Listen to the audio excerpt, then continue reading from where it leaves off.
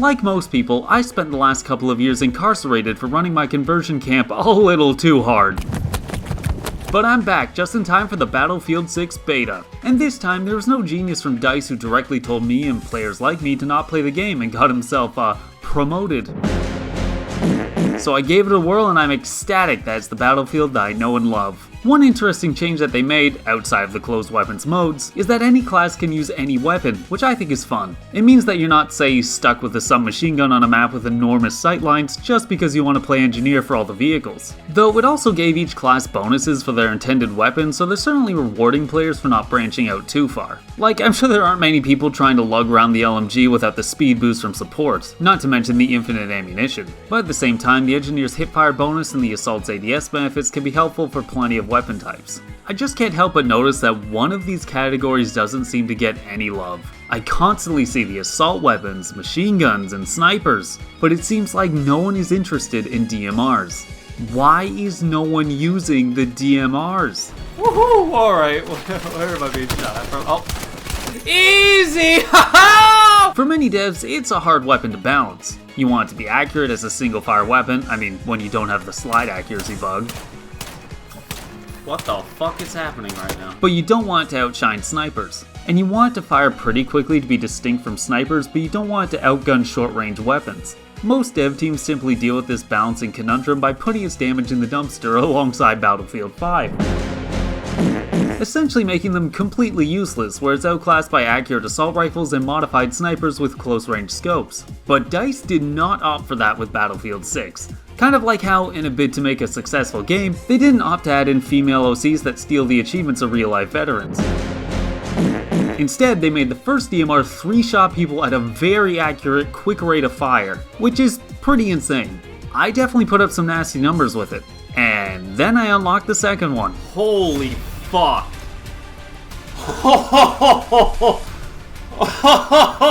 It's an amazing weapon. It two-shots any player with just body shots. All you have to do is aim for the center mass and plug away. Drop your favorite scope on the rack, minimize your recoil, and abuse a time to kill of less than a second. And that's anyone at any range as long as you can hit your shots. The biggest threat is aim punch, where your crosshair gets thrown off when taking damage, but if they're close it won't throw off your aim enough to miss a body shot. And if they're far, then you should be able to make yourself a small enough target that they're not hammering you with hits between your shots. Otherwise, you probably just got caught out with your pants down, in which case you should lose. Or, outside of Battlefield, be incarcerated for about 2 years.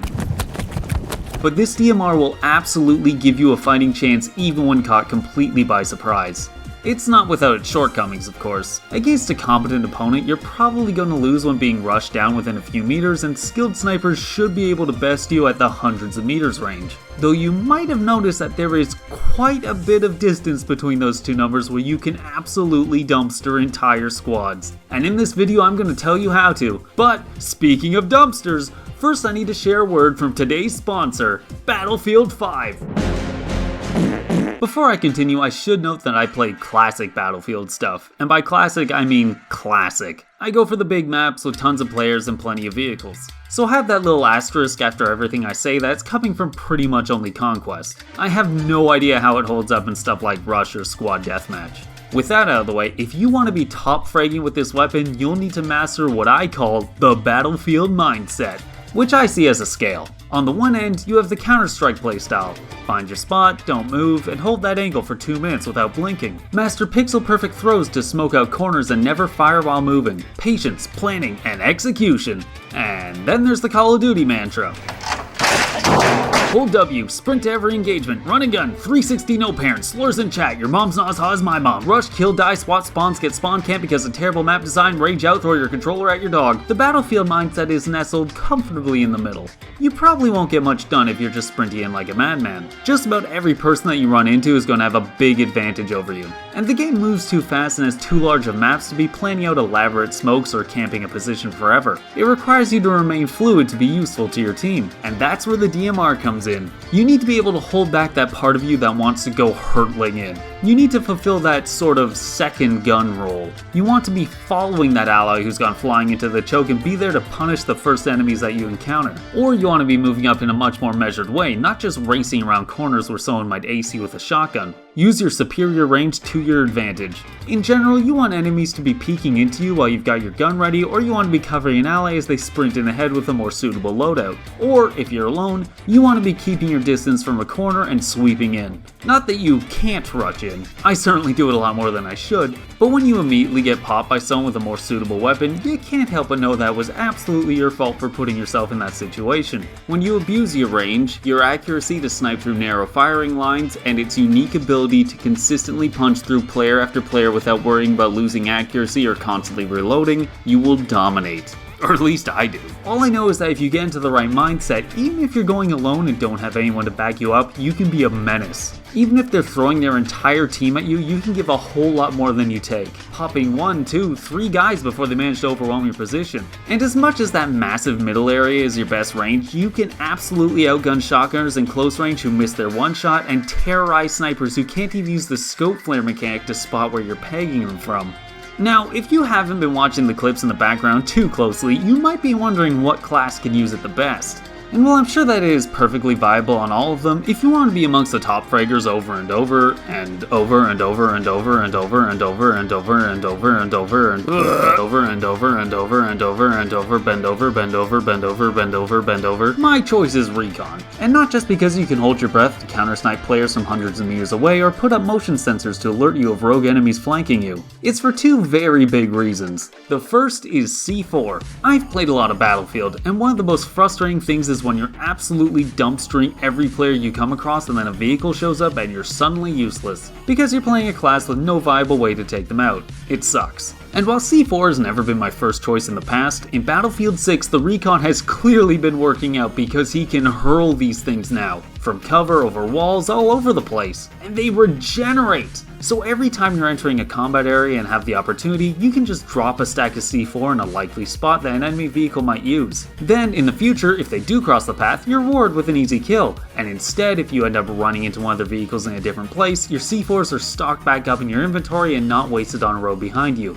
It's great! I feel like C4 are pretty self-explanatory, but I have a couple things that I learned. The first is that they seem to blow up sequentially instead of all at once, like 1, 2, 3, 4. So keep that in mind for placing them and timing your detonation. And I think you can have 5 out at once, so if you can easily restock or have the time, it could be worth it to get that 5th down on your stack to ensure the kill.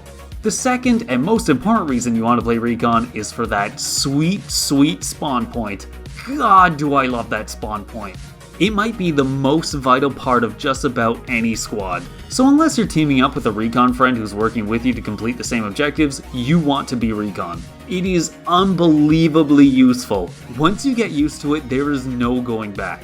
Who doesn't want a checkpoint that you drop behind you which can quickly get you right back into the fray after a wipe? That can give you a second, third, fourth chance at taking a point where squad mates can instantly reinforce. That can let you spawn in an advantageous position for, say, an incredibly powerful DMR instead of putting faith in the whims of the game that could drop you anywhere around a point.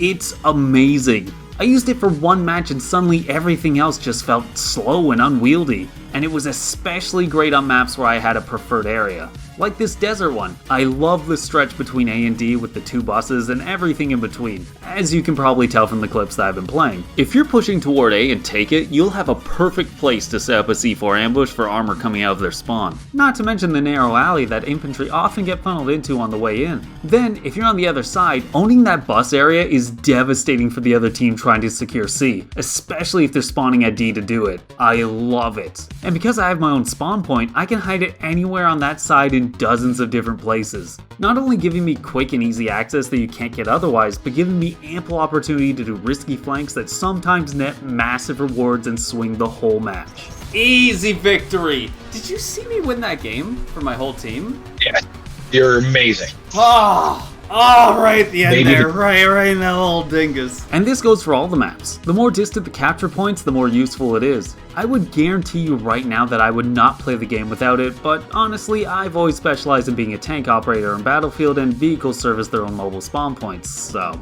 But if you're going infantry, it is invaluable. Though I did say top fragger over and over and over and over and over and over because you're less likely to get actual top slots. If you're playing correctly as a second gun support role, you generally won't even be entering the points to help capture. You're more useful maintaining a better position to help your allies capture rather than selfishly throwing yourself into the target area just to score higher. Speaking of throwing yourself into places, another thing I've been noticing is that no one's been sprinting from HQ with their knife out. You run way faster with a knife! Everyone runs faster with a knife! Though you are loud as hell when sprinting, so keep an eye out for enemies rushing you and take advantage of loud noises so they don't hear your advance. And while we're detailing random things, I love the grenade's 2 damage hit markers when you get a direct hit. But to get back on topic, overall, I think that recon with the DMR is one of the best for players who understand and embrace Battlefield, who've played enough that they can innately see the flow of the push and pull and know where they can position themselves best, who can see an attack before it comes instead of trying to react and put up a defense and leave yourself at the whims of where DICE wants to spawn you. Someone who's aware of enemy armor and is always prepared to take them out with a bundle of C4. Where'd the other enemy tank go? Whoa, shit. Oh my god! You got your answer. Yeah, I sure did. I hope that this video inspires some of you to give it a go at launch, but not so many that the gun gets nerfed alongside the shotgun. And hopefully the ad revenue of this video will help me be able to buy it in October. We gotta get it while it's hot before EA ruins it again. Until next time, folks, you know what I'll be doing.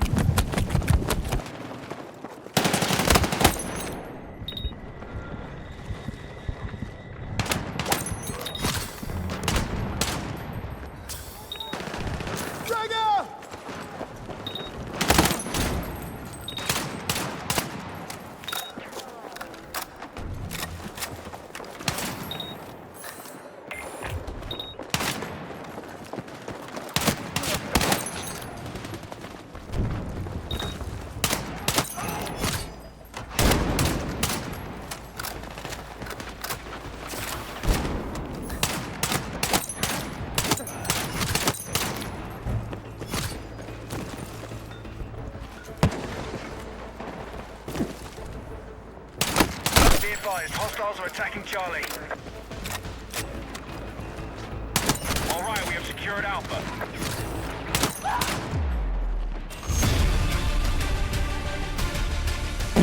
I really hope this counts towards my court-ordered community service.